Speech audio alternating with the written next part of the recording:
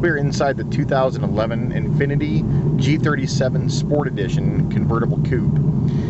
This car is powered by the 3.7 liter V6 engine that develops 325 horsepower and 267 pound-feet of torque, and it quite frankly creates a very formidable, potent engine source power plant for this car.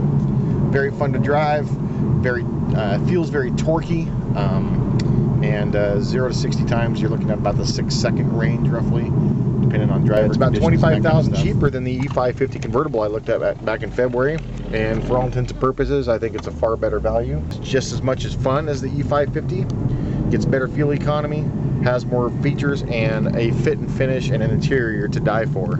I'll pan around the camera here. You can see the brushed aluminum surfaces with the very nicely appropriated light leather accompaniment, as well as the black trim. A couple nice features about this particular Sport Edition obviously is the inclusion of the GPS, Bluetooth integration. It'll do USB audio devices, of course CD playback, and XM satellite radio. So it's got it all right there. It's very easy to use, very easy to navigate with the control system right there, and of course the dash looks really good as well. Nice appropriate analog gauges, easy to read, and there is a little menu system in here as well that you can adjust for different information about the car. One of the other nice things I like about the steering column is the fact that when you do the tilt, it actually raises the dash and everything, as you can see.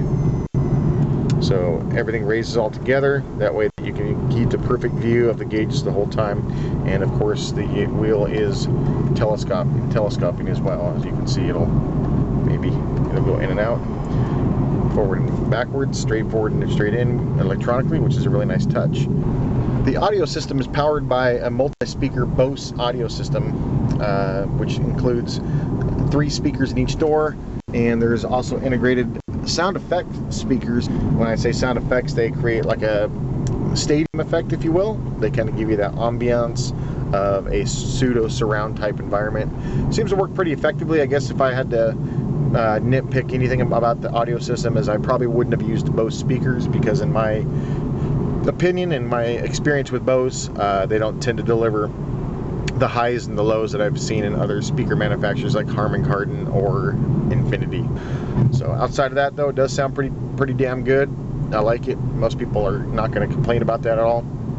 And again, I'm just splitting hairs here, I know, so that's what I do.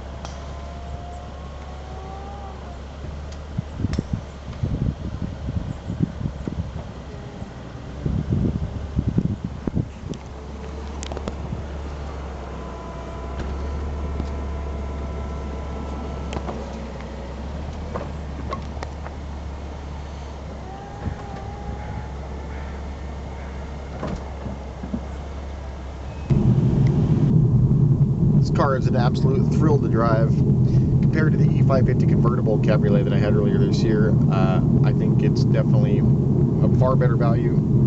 It's $25,000 cheaper. Not technically as quick as the E550 on paper, but I'm telling you, when you're doing your daily driving, that extra half a second to maybe 1 second, 0 to 60, for most people, they're not going to miss it. I would personally rather have the better appointed interior of this car. The fuel economy, the way it handles is just amazing, and it's just been a very, in fact, this is the funnest car I've tested out so far all year, hands down. I like it. I think it's a great value play for customers that are looking in that $50,000 convertible price range. I think you're going to be hard pressed to find a better vehicle out there for the money that gives you the flexibility that convertibles give you. It does have, like I said, it does have a couple minor caveats, but I think once you get out and test drive one of these cars, that you'll see that those caveats will kind of go by the wayside a little bit after you take one out for a while. if you get the chance, I would highly recommend going to test drive one of these at your local Infiniti dealer. And we look forward to seeing whatever else Infiniti has down the pipeline.